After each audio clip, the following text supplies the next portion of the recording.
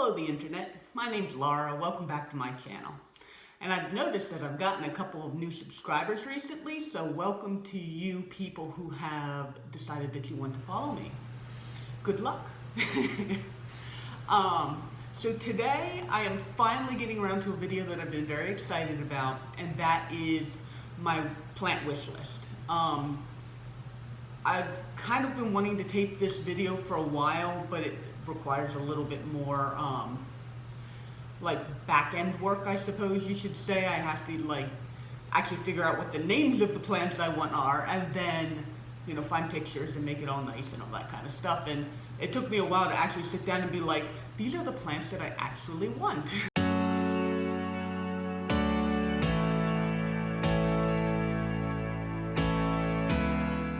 So we're gonna get started at the top of my handy dandy list. And I've got the pictures here on my phone so that I can actually look at the pictures that you guys are all going to be seeing on the screen. Okay, so we're going to start at the beginning with, I'm going to divide these plants into 3 sections just because I like lists and headings are great. I'm going to have more easy to find common plants that I almost would expect to be able to find in like Home Depot. There's going to be the slightly harder to find ones that aren't very expensive, but you can really only get them online. And then there's going to be the ones that are more expensive and or harder to find, where you really have to kind of spend a lot of money in. They're on my wish list. I probably won't get them for a while, but they're there because I think they're pretty. So, okay, we're going to start off first with the Syndapsis pictus satin pothos. All right, so picture through the wonder of editing.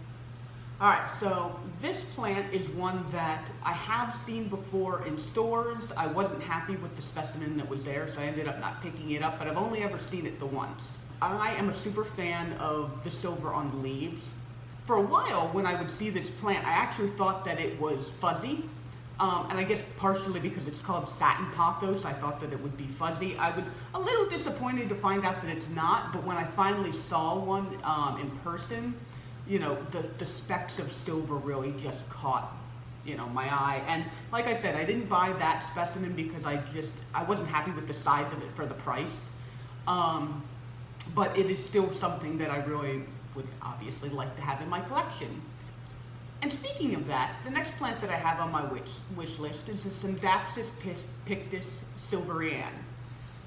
It's a very similar looking plant. This one obviously has a lot more silver on the leaves. And I'm kind of a fan of a 50-50 split in color versus green. If there's going to be like a variegation type thing on it, I kind of like an even split as much as possible. And so I actually haven't been able to decide which of these 2 plants I like better. Like the satin pothos that has slightly less silver on it, or the silverian that has far more silver on it.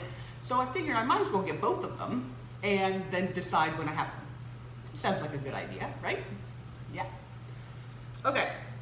So the next plant that's on my wish list is the Ficus elastica teneki, which is the variegated rubber plant. I am just kind of in love with the leaves in their variegation on this particular plant. Almost look like they've been just painted on there, like a big swash of like the white versus the light green versus the dark green. And I just find it really, really pretty. And so that is why and they're fairly easy to grow, which is always a nice thing for me. And I really love my burgundy version. So I really would like to get one of these. And I feel like the price on them really varies wildly. I've seen a couple in person and they've always been way too expensive, but then I've seen other people like online who find them for like not even a lot of money. So I'm still kind of waiting for that for one to pop up in my path that is not too expensive and I can just kind of pick up. The next plant on my wish list is actually a fern, the bird's nest fern. this is one of those plants where, like, sometimes you watch videos of people doing, you know, their plant tours and their things, and you see a plant over and over again, and you're like, oh man, you know, that plant again. Why? It's just so boring, blah, blah, blah. The bird's nest fern is one of those ones where, like, the more I saw it, the more I was like, that is just really cool looking, and the leaves come up and they're all curled, and it's got a really interesting shape and all that kind of stuff. And I was just like, okay, I really would like to have one of these. It's kind of like the Prince of Orange.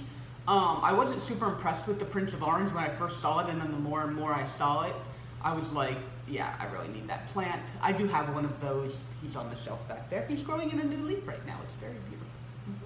But anyway, I would like to have a bird's nest fern. And again, I've run into a couple of these in various stores, and most of the time I wasn't happy with the condition of them. They were kind of like rough and like broken leaves and that kind of thing. The one time that I actually saw one that was in good condition and a good price, I just wasn't buying any plants that day. And I had seen enough of them that I was like, oh, I'll find one eventually. So it's still on my wish list, and I just haven't gotten it yet. So we'll see, I'll get to it. And the next plant is one that I only became aware of more recently. There's a certain plant that you'll see on my list later that I really wanted, and Nick from Philly Foliage had a video on plants that are like underrated. And he showed the Calathea macoyana, and I am just kind of in love with the pattern on the leaves. Like, the rabbit tracks are okay, and you can't really see it super well in this picture, but there's a neat little line pattern in the green around those larger sections of dark green. That light color has all these cute little lines. It's a really, really interesting pattern. And I think I've gotten to the point now where I'm ready to try a Calathea. A lot of people say that they're a little bit more difficult. Nick thankfully says that this one isn't too particular. Some of the Calatheas are just like ridiculously picky, but this one is thankfully not too bad. And I'm pretty sure that I've seen it in other people's videos before, like in Home Depots and stuff like that. And so I think I'll just be able to, at some point, find one and pick it up. This next plant is one that I have definitely wanted since the very first second that I saw it. And I think a lot of people are the same way. This is the Stromanth Trio Star. It is a beautiful plant. It's kind of in the Calathea family, so it's also kind of picky about humidity and all that kind of stuff. And so I've seen it in a bunch of places, and I have passed it over because I always say, if you've watched my videos, you've seen me see this plant and be like, I'm not ready to take care of this one yet. And then recently I saw Harley G's video on Stromanth Trio Stars, or hers that she had, and she kind of went over what they need. And I was like, oh, okay. I mean, it doesn't require a ridiculous amount of humidity. I was thinking it was like the anthuriums that people have, and it's like, oh yeah, it needs to be at like over 60 or 70% humidity, and I'm just like, I'm not sure I'm ever going to get to that point. We'll find out. But when I found out that the Stromanth Trio Star is okay around 40, I was like, oh, okay, I can handle that. So now it's on my list as a plant that I actually want to pick up. But of course, the places that I saw it were all nurseries where I don't have easy access to it. And so I just kind of have to wait until I run into another one. And I'm also kind of on a plant. I'm not buying any plants right now. I've spent a little bit too much money, and really the next thing that I need is an actual tripod. I have been balancing my phone on a selfie stick that's stuck in a vase, and that's why the camera moves so much, is because I really don't have a stable base for it, and that's just starting to like piss me off.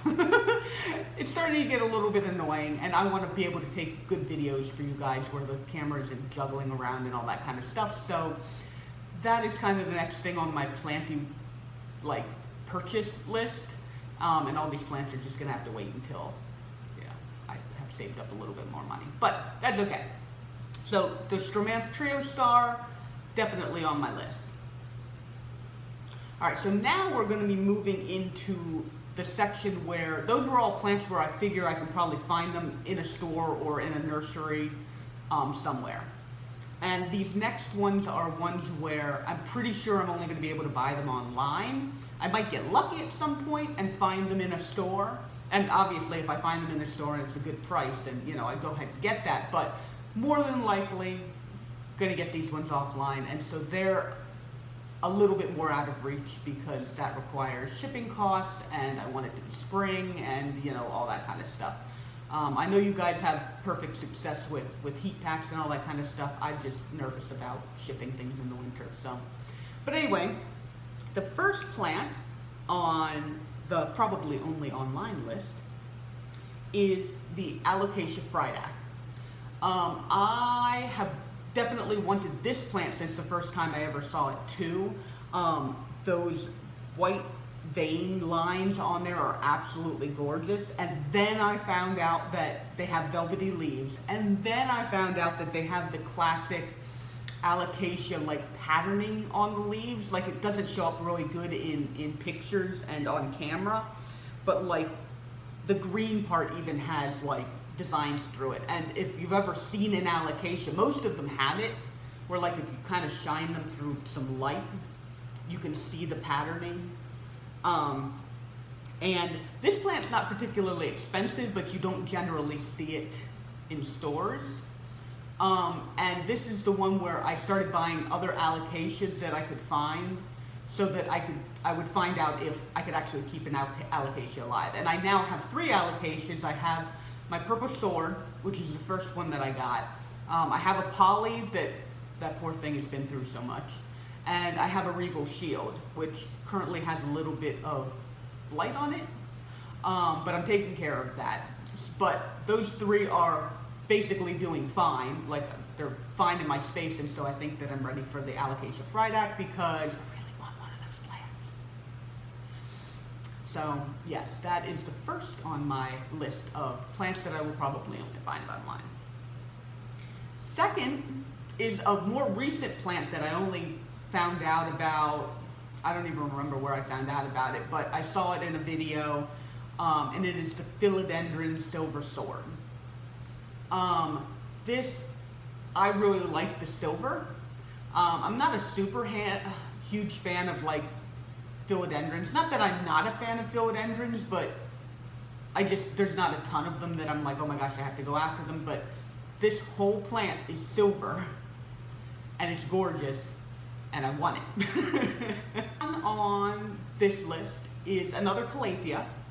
This is the Calathea musica. And as you can see from the picture, the thing that's really like impressive about this are all the design with all those lines. Those are the lines I was talking about on the Calathea Macoyana. But this Calathea, the musica, just has it all over the entire leaf, whereas that one has it in between all those darker patterns. This one, again, is one of the easier Calatheas to handle.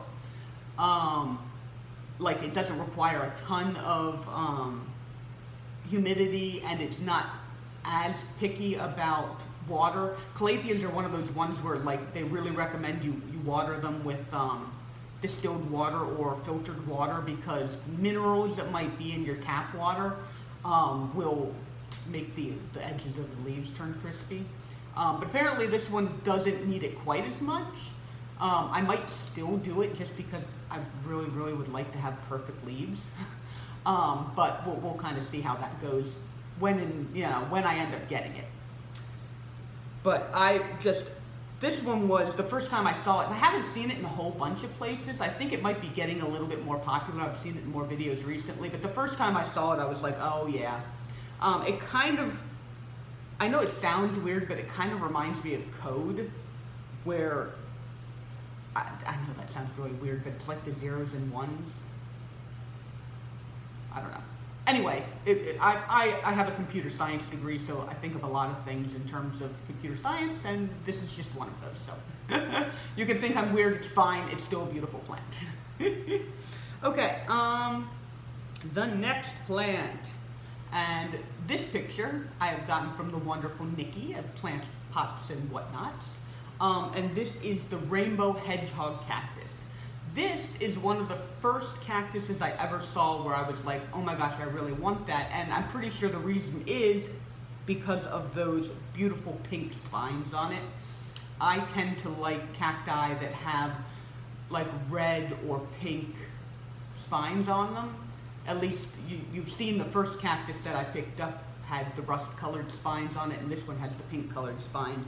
This one not too expensive, and I've seen it, I have a couple places online where I know that I can buy it already, like I've got it bookmarked. And it's just kind of a matter of pulling the trigger on it. But I just love how this plant, apparently all the new growth is pink, and then eventually it fades to white. I mean, I guess it kind of has in this picture. If you look towards the bottom, the spines are a little bit more white. But the new foliage, the new spines on this plant are pink, and so it gets kind of a nice pink to white gradient, which I think is just very lovely. So this is one of the other cacti. I've actually got 2 cacti on my wish list. Yeah, Plant Me Ashley would be very proud. But anyway, okay, so that is the rainbow hedgehog. All right, and the next plant on my wish list is the philodendron micans. This one is just one where I just seen it and I just love the elegance of it. I'm not sure, I don't think the leaves are actually fuzzy, but I'm not positive on that. But I know that they have that kind of fuzzy look like the pothos, where it's just like this beautiful shiny leaf. And you can't see it in this picture, but the new foliage comes in kind of a reddish, brownish, like pretty color, maybe orangish. And then fades eventually to this beautiful deep green that I absolutely love. And so that is definitely one of those plants that is on my wish list. Again, I'm not sure that it's something that I can like find very easily, but or find like at a Home Depot or a Lowe's. But it is also a trailing plant, so it's very easy, I think, to do plant swaps with people because they just can snip off a bit of their plant and send it, and it's not like a super big deal. At least I don't think so. So, philodendron micans, definitely on the list. I'm also really interested in the Cebu blue pothos. This one because they say that it's got kind of a blue sheen on it, and I'm a super fan of blue. And I just I like the look of it, really, and I like the coloring on it mostly.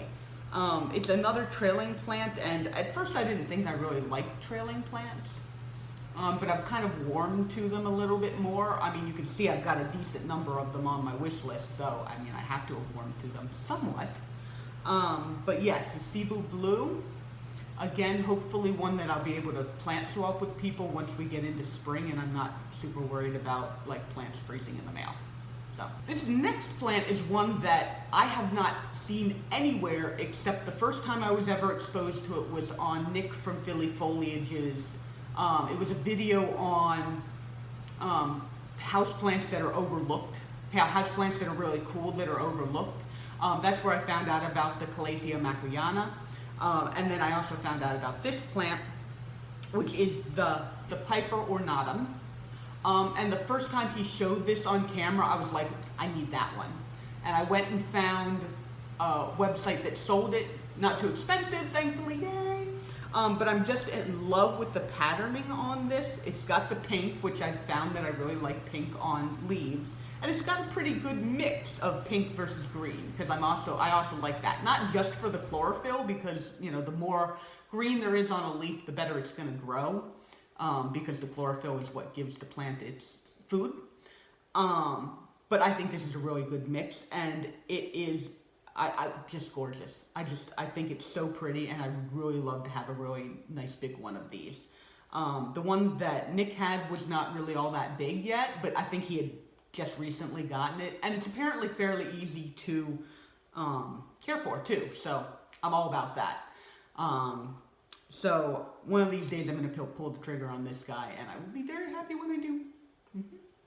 All right, and the last plant that I have on my probably only online list is one that I literally found 2 days ago, maybe 3 days ago. I was just looking around. What was I even doing? I don't even remember what I was doing. I was looking around online and this picture showed up of a cactus with red spines. And as I said earlier in this video, I was immediately taken by it. It is called the Euphorbia Greenway. That's what you do when there's an I at the end, right? You say way, Greenway, Euphorbia Greenway. And I love the coloring on the plant itself. It's kind of got that blue with the lighter color, like it's not quite white, but the lighter color going through it. And then it's got those dark red spines on it. I went looking for this. I only found like 2 people selling it. So I don't know how common it is. But the people who were selling it weren't selling it for all that much. So I don't know. All I know is that at a certain, I want one of these. I think it's a really cool looking cactus and it's got my red spines on it. And I almost wasn't going to put this on this list because I was like, oh, you only just recently found it. You're probably just, you know, just taken with it, you know, because you only just saw it. And then I'm like, no, if I saw this plant like in a nursery or something like that, I would buy it. So it got on the list, and I'm hoping to get one of them someday. Okay, so now we are going into the expensive / harder to find plant list. And we are going to start it off with one of the plants that again, the first time I saw it, I was like, I have to have this. And it's getting, unfortunately, more popular. I've been seeing a lot of YouTubers get it recently, and I'm slightly worried that that means that the price is going to go up, and it was already pretty expensive to begin with. And that is the Alocasia Silver Dragon. Again, love the silver coloring, and those leaves are just, I mean, they do look like dragon scales. And there is a version that is completely green that is the same like leaf pattern. And I like that one too, but I like this one more because of the silver. And I'm so jealous of all the people who have it. I really, really want one. But it is on the more expensive side, and I'm not at the point yet where I'm going to be spending as much money as this costs on a plant. Maybe eventually, probably eventually, but definitely not right now. But it is like top of my wish list. The Alocasia Silver Dragon. All right, and then one more plant that I am really interested in getting that is on my wish list is the Philodendron Florida Beauty. Again, mostly because this one is variegated. I'm not as much a fan of the yellow variegation, but as far as I know, there's not really a common, like the white variegation probably exists, but the Florida Beauty with the yellow variegation is far more common. Not to say that it's cheap in any way, like this is in our third category, but I'm also just in love with the shape of those leaves. And I'm not super impressed with just the regular horsehead philodendron, which is this leaf with no variegation on it. And I really want the variegation on it if I'm going to get it. And so, yeah, Philodendron Florida Beauty, definitely would like to get one of those, and I would really love to have it like climbing up a pole and just, yeah. All right, and this next one probably doesn't surprise very many people in the plant community. And yeah, the price tag is really going to be a bit of a limiting factor on this guy, but I would like a Monstera constellation. Yep, beautiful. This is Monstera, the leaves get huge, they get the fenestrations in them, the holes and the cuts, the slits in the leaves. And all the leaves have like this white speckling on them. And then it also has some like variegation just spread throughout that. These plants, also, the reason that I decided I wanted this over the Monstera albo is that the variegation is, you're not going to lose it. You don't have to maintain it. And I really just, I don't want to have to mess with that really. And not to say that I might not get a Monstera albo at some point, but I'm more interested in the Thai. And I think having a huge one of these would just be absolutely beautiful. At the same time, I'm kind of intrigued by the fact that because it's a tissue culture, you can grow it from a small plant. When you get the Monstera albo, you're basically getting a cutting. That's like the only way you can get it. And so, you know, then I feel like, I don't know, there's something appealing about having a little baby plant that I kind of grow up. And then I'm like, yes, I had that when it was a baby, and now it is this huge plant. Even though it's going to take years, I just kind of like that idea a little bit better. So, Thai constellation, definitely very limited by the price. All right, and this is the last plant on my wish list. It's one that I became aware of a little more recently when people were talking about the price of the Monstera albo and the Thai constellation. If you want leaves with some nice variegation that are fairly large, the Syngonium podophyllum albo. I think this plant is really lovely. I'm not a super fan of the arrowhead plants in general. I think they're called arrowhead vines, something like that. In general, but because these leaves are just are nice and large and they've got this variegation on them, I'm really interested in having one of these. And I've seen them pop up a little bit more and more as people are using them as a less expensive plant to the Monstera albo.